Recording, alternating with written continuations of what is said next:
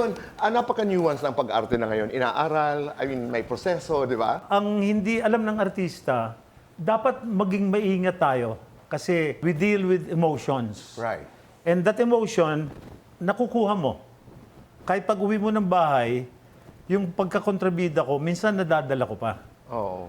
There's a time na meron akong shooting, kontrabida, sigaw-sigaw, nagagalit.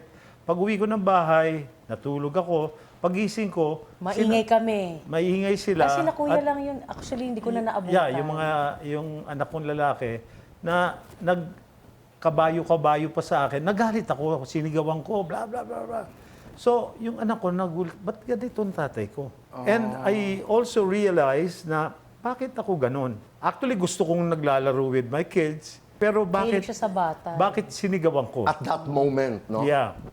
Yung pala, yung influence nung role ko, nadala ko hanggang bahay.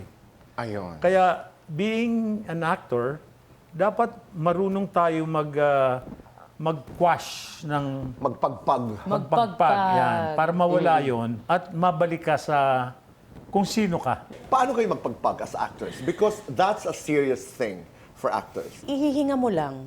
After. Kung after a heavy scene, Kasi meron mga artista na hirap na hirap. yes, Diba? totoo. Lumabas. Naka-witness na ako niya. Na Right. pagkapunta sa tent, doon pa siya lalo nag-breakdown. Kasi parang doon niya nalabas lahat. Right. Ako, hinga, prayer.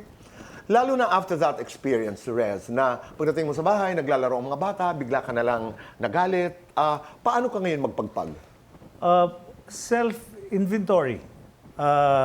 Dapat you must know how to draw the line between the person and the actor.